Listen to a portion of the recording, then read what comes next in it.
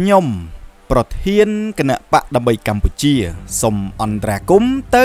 ឯកឧត្តមកើតរិទ្ធឧបនាយករដ្ឋមន្ត្រីក្រសួងយុតិធធម៌ដើម្បីពិនិត្យលើចំណាត់ការរបស់អាយកាអមសាលាដំបងខេត្តព្រៃវែងដែលសម្រេចតម្កល់សំណុំរឿងព្រហ្មទណ្ឌលេខ873ចុះថ្ងៃទី29ខែវិច្ឆិកាឆ្នាំ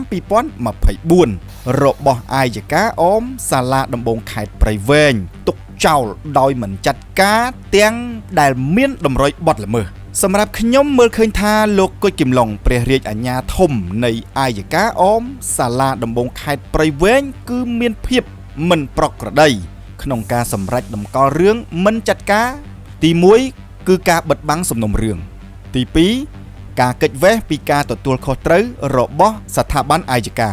និងទី3ការដើរផ្ទុយពីគោលនយោបាយរបស់ក្រសួងយុតិធធម៌ក្រសួងយុតិធធម៌គួរមានវិធានការអធិបញ្ជាទៅស្ថាប័នអាយកាដើម្បីចាត់ការសំណុំរឿងខាងលើ